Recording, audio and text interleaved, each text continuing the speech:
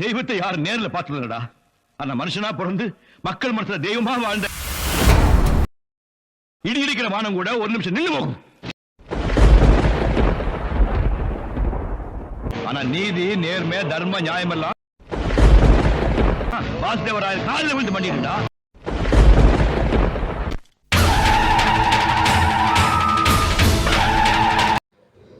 இருந்தாலும் மறைந்தாலும் பேர் சொல்ல வேண்டும், இவர் போல யாரென்று ஊர் சொல்ல வேண்டும், ஊர் சொல்ல வேண்டும்.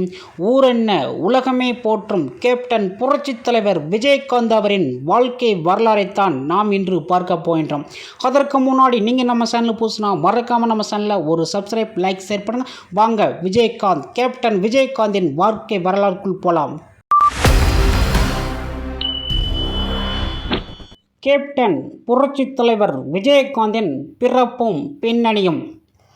மதுரை மாவட்டம் திருமங்கலத்தில் 1952ஆம் ஆண்டு ஆகஸ்ட் 25ஆம் தேதி அழகர்சாமி ஆண்டாள் தம்பதியாருக்கு மகனாக பிறந்தார். விஜயராஜ் என்கின்ற பெயரை விஜயகாந்த், இவரின் மனைவி பிரேமலதா, இவர்கள் விஜயபிரபாகரன், சண்முகபாண்டியன் என 2 மகன்கள் இருக்கிறார்கள். வராத படிப்பும் வந்த நடிப்பும். சிறுவயது முதலே சினிமா மீது இருந்த பிடிப்பின் காரணமாக பல பள்ளிகள் மாறியும் அவரால் 10ஆம் வகுப்பு வரை மட்டுமே படிக்க முடிந்தது. அதே நேரம் தான் விரும்பி பார்க்கும் எம்ஜிஆரின் படங்கள் சீன் பை சீனாக தன் நண்பர்களிடம் விவரிக்கும் அளவுக்கு சினிமா மீதும் அவருக்கு ஆர்வம் அதிகம். படிப்பை நிறுத்திய பிறகு கீரைத்துறையில் இருக்கும் தன் தந்தையின் அரிசி சாலையில் பணிபுரிந்தார். திரைப்பயணம். விஜயராஜ் டு விஜயகாந்த். தனது நண்பர்களின் ஊந்துதலின் பெயரிலும் தனக்கிருந்த ஆர்வத்தாலும் சினிமாவில் நடிப்பது என முடிவு செய்தார். இதனால் அவர் சென்னைக்கு வந்தார். பல்வேறு அவமானங்கள், புறக்கணிப்புகள் மத்தியில் 1979ஆம் ஆண்டு எம்.ஏ. கஜாவின் இயக்கத்தில் வெளியான இனிக்கும் இளமை படத்தில் நடித்து தன் திரைப்பயணத்தை தொடங்கினார். விஜயராஜ் என்ற தன் பெயரை விஜயகாந்த் என மாற்றிக்கொண்டார். சட்டம் ஒரு இருட்டறை, தூரத்து இடிமுழக்கம், அம்மன் கோவில், கிழக்காலை, உழவன் மகன், சிவப்பு மலி என பல வெற்றி படங்களை கொடுத்து தமிழின் முன்னணி கதாநாயகனாக வலம் வந்தார். கிட்டத்தட்ட 150க்கும் மேற்பட்ட படங்களில் நடித்த விஜயகாந்த் 1984இல் மட்டும் ஒரே ஆண்டில் 18 படங்களில் நடித்து சினிமா துறையில் வரலாற்று சாதனை படைத்தார். கேப்டன் விஜயகாந்த் நடிகர் டு நடிகர் சங்க தலைவர். 1999ஆம் ஆண்டு நடிகர் சங்க தலைவராக தேர்ந்தெடுக்கப்பட்டார் விஜயகாந்த். பல ஆண்டுகளாக அடைக்க முடியாமல் இருந்த நடிகர் சங்க கடனை சிங்கப்பூர், மலேசியா என தமிழர்கள் அதிகம் வாழும் வெளிநாடுகளில் நட்சத்திர கலை விழாக்கள் நடத்தி வட்டி முதலுமாக அடைத்தார். இது மட்டுமா, நலிவடைந்த கலைஞர்களுக்கு உதவி செய்வதற்காக ஓய்வூதிய திட்டத்தை அறிமுகம் செய்து பெரும் தொகையை வங்கி டெபாசிட் செய்தார். 2002ஆம் ஆண்டு காவிரி நதிநீர் பிரச்சினை உச்சத்தில் இருந்தபோது அனைத்து நடிகர்களையும் ஒன்றிணைந்து நீர் தராத கர்நாடகாவுக்கு மின்சாரம் இல்லை என்ற முழக்கத்துடன் மாபெரும் போராட்டத்தை நெய்வேலியில் நடத்தினார் கேப்டன் விஜயகாந்த். தனிப்பற்று தமிழர் மீதும் ஈழத்தமிழர் மீதும். 1965ஆம் ஆண்டு மதுரையில் நடைபெற்ற இந்தி எதிர்ப்பு போராட்டத்தில் தனது சிறு வயதிலேயே விஜயகாந்த் பங்கேற்றதாக சொல்லப்படுகின்றது. அதேபோல 1984ஆம் ஆண்டு ஈழத்தமிழர்கள் மீதான படுகொலையை கண்டித்து சக நடிகர்கள், நடிகைகளுடன் ஒரு நாள் அடையாள உண்ணாவிரதத்தை நடத்தி படுகொலையை நிறுத்தவும் நீதி வேண்டிய தமிழர்களுக்கு ஆளுநர்களிடம் மனு அளித்தார். பின் 1986ஆம் ஆண்டு அதே காரணங்களுக்காக சென்னை வட்டாட்சியர் அலுவலகத்தில் உண்ணாவிரதம் இருந்தார் விஜயகாந்த். அவரின் ரசிகர்கள் மன்றத்தின் சார்பாக தமிழ்நாடு முழுவதும் உள்ள அனைத்து வட்டாட்சியர் அலுவலகத்திலும் முன்பும் ஈழத்தமிழர்களுக்காக உண்ணாவிரதம் மேற்கொள்ளப்பட்டது. தொடர்ந்து ஈழத்தமிழர்களுக்காக குரல் கொடுத்தும் 1989களில் மண்டபம் உள்ளிட்ட முகாம்களில் அகதிகள் வசிப்பவர்களுக்கு உதவி புரிந்தார். ஈழத்தமிழர்கள் உணர்வை உணர்ந்தவராக, ஈழத்தமிழர்கள் அழும்போது என்னால் கொண்டாட்டத்தில் இருக்க முடியாது என்று கூறி தனது பிறந்த நாள் கொண்டாட்டத்தை தவிர்த்தார். அவரின் பிறந்த நாள் வறுமை ஒழிப்பு தினமாக அறிவிக்கப்பட்டு ஏழைகளுக்கு நல்ல திட்ட உதவிகள் வழங்கப்பட்டது. தனது 100வது படத்திற்கு கேப்டன் பிரபாகரன் என தனது மூத்த மகனுக்கு விஜய பிரபாகரன் எனவும் பெயர் ஈழத்தமிழர்கள் மீது, விடுதலை புலிகள் மீதும் அவர் தேசப்பற்று வைத்ததால் இந்த பெயரை வைத்தார். தென்னிந்திய அகில இந்திய என்கின்ற தனது ரசிகர் மன்றத்தில் பெயரை 1982இல் தமிழ்நாடு விஜயகாந்த் தலைமை ரசிகர் மன்றம் எனவும் பெயர் போட்டதாக சொல்லப்படுகிறது. ரசிகர் மன்றம் டு அரசியல் கட்சி 2000ஆம் ஆண்டு பிப்ரவரி 12இல் தனது ரசிகர் மன்றத்துக்கென தனிக்கொடியை அறிமுகப்படுத்தினார். அதைத் தொடர்ந்து 2001ஆம் ஆண்டு நடந்த உள்ளாட்சி தேர்தலில் ரசிகர் மன்றத்தை சேர்ந்த நிர்வாகிகள் பல்வேறு இடங்களில் சுயேட்சையாக போட்டியிட்டு பலர் வெற்றியை அடைந்தனர். 2002இல் ராஜ்ய பட்டத்தில் அரசியல் குறித்து வசனங்கள் இவரின் படங்களில் பட்டாசாக வெடித்தது. அப்படி விஜயகாந்தின் எந்த அரசியல் நகர்வுகளையும் புரிந்து கொண்டதிலேயே அவரின் அரசியல் கட்சி அவருக்கு பல நெருக்கடிகளை கொண்டு வந்தன. அதே வேளையில் அரசியலுக்கு வர சரியான காரணத்துக்காக காத்து கொண்டிருந்தார் விஜயகாந்த். கள்ளக்குறிச்சியில் தன் ரசிகர் மன்ற நிர்வாகி ஒருவரின் திருமண விழாவில் விஜயகாந்த் வருகையை முன்னிட்டு கட்டப்பட்ட மன்ற கொடி கம்பங்களை பாமகவினர் வெட்டி சாய்த்ததாக சொல்லப்படுகின்றது. அதைத் தொடர்ந்து நடந்த திருமண நிகழ்வில் ராமதாஸையும் அவரின் மகன் அன்புமணி ராமதாஸையும் விஜயகாந்த் விமர்சிக்க, பதிலுக்கு விஜயகாந்தை ராமதாஸ் விமர்சிக்க, ராமதாஸ் விஜயகாந்த் மோதல் பாமக தொண்டர்கள் விஜயகாந்த் ரசிகர்கள் என விரிவடைந்து தொடங்கியது. பல இடங்களில் விஜயகாந்தின் மன்றக் கொடிகள் வெட்டி சாய்க்கப்பட்ட மன்ற நிர்வாகிகள் கடுமையாக தாக்கப்பட்டன. விஜயகாந்த் நடித்த கஜேந்திரா படத்துக்கு ராமதாஸால் சிக்கல் எழுந்தது. விஜயகாந்தை கடுமையாக விமர்சித்து வட மாவட்டங்களில் போஸ்டர்கள் ஒட்டப்பட்டன.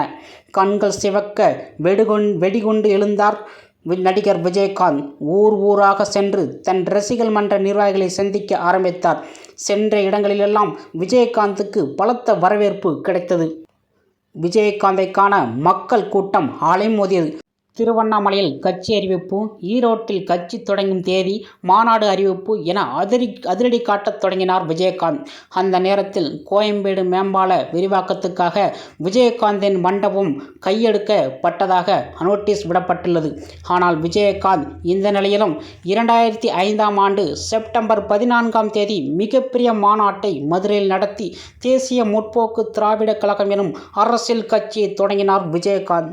கேப்டன் விஜயகாந்தின் தனித்தும் சட்டமன்ற உறுப்பினராக கட்சி ஆரம்பித்து ஓராண்டு நிறைவடையாத நிலையில் 2006ஆம் ஆண்டு நடைபெற்ற சட்டமன்ற தேர்தலில் தனித்து போட்டி என்று கூறி 232 தொகுதியில் வேட்பாளர்களை நிறுத்தினார்.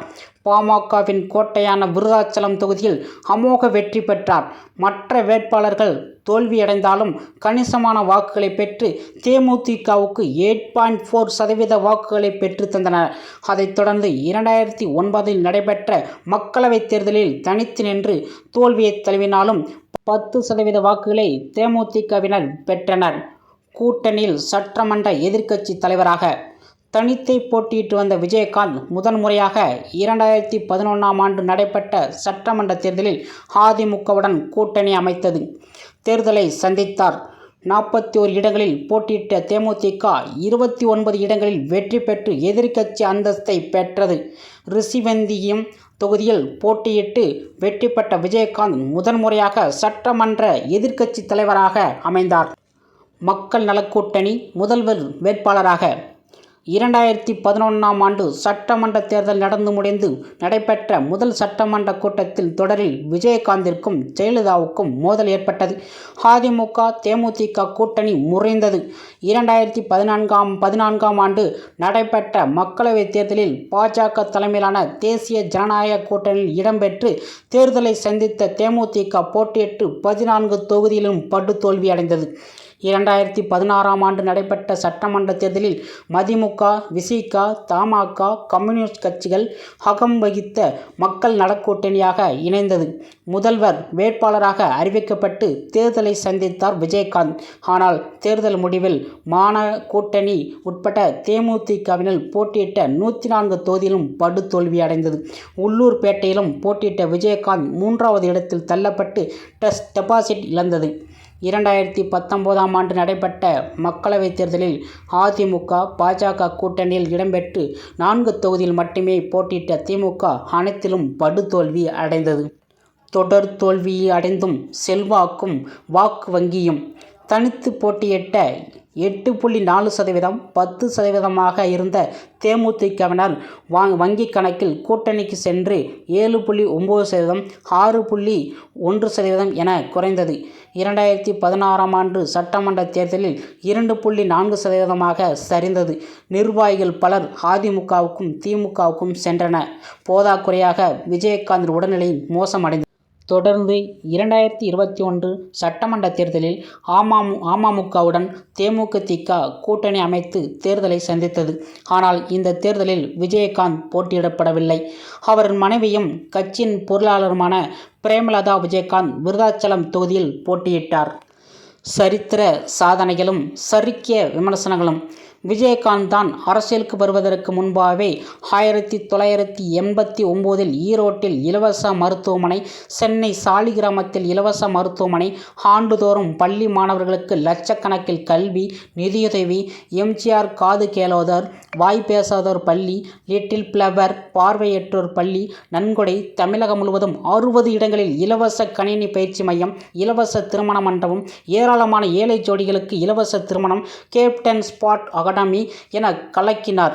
குஜராத் பூகம்பம், கார்கில் போர், சுனாமி, கும்பகோணத்தில் பள்ளியில் தீ விபத்து என பல சோக நிகழ்வுகளுக்கு தன் சொந்த செலவில் நிவாரணங்களை கொடுத்து வழங்கினார் கேப்டன் விஜயகாந்த். அரசியல் கட்சி தொடங்கிய பின்னர் தானே புயல், ஆந்திரா புயல், ஒடிசா வெள்ளம் என பாரபட்சமின்றி முதல் ஆளாக முன்வந்து நிவாரணங்கள் வழங்கினார். மேலும் பல்வேறு தமிழகர் சார்ந்த உரிமை போராட்டங்களில் முன்னே நின்றார் விஜயகாந்த். இது போன்ற எண்ணில் அடங்காத சாதனைகளுக்கு சொந்தக்காரர் விஜயகாந்த். அதே வேளையில் சட்டமன்றத்தில் நடந்து கொண்டது, வேட்பாளரை அடித்தது, மனைவி மைத்துனர் ஆதிக்கத்தில் கட்சியை விட்டது ஆகிய இவர் மீது முன்வைக்கப்படும் விமர்சனங்கள் ஏராளம். இருப்பினும் தனிப்பட்ட முறையில் அனைவராலும் நேசிக்கக்கூடிய மனிதராகவே இன்றளவும் வலம் புரிந்தார் விஜயகாந்த். விஜயகாந்தின் இறப்பு. நடிகர் விஜயகாந்த் 2023 டிசம்பர் மாதம் 28இல் அதிகாலை நேரத்தில் உடல்நலக்குறைவு காரணமாக மருத்துவமனையில் அனுமதிக்கப்பட்டு சிகிச்சை பலனின்றி நம்மை விட்டு பிரிந்து கடவுளிடம் சென்றார் விஜயகாந்த். சொர்க்கத்தில் இருந்தும் நம்மை இன்றும் பார்த்து கொண்டே இருக்கின்றார். அவர் இல்லாவிட்டாலும் அவரின் அன்னதானம் இன்றும் மக்கள் முன் பரவிக்கொண்டேதான் இருக்கின்றது. இதுவே விஜயகாந்த், கேப்டன் புரட்சித் தலைவர் விஜயகாந்தின் சிறப்பு வரலாறாகும். ஓகே நண்பர்களே, அனைவரும் விஜயகாந்தின் ரசிகர்கள் அனைவரும் உங்களுக்கு நமக்கு வீடியோ பிடிச்சிருந்துச்சுன்னா மறக்காமல் நம்ம சேனலை ஒரு சப்ஸ்கிரைப், லைக், ஷேர் பண்ணுங்கள். நெக்ஸ்ட் வீடியோவில் சந்திக்கலாம். நன்றி, வணக்கம்.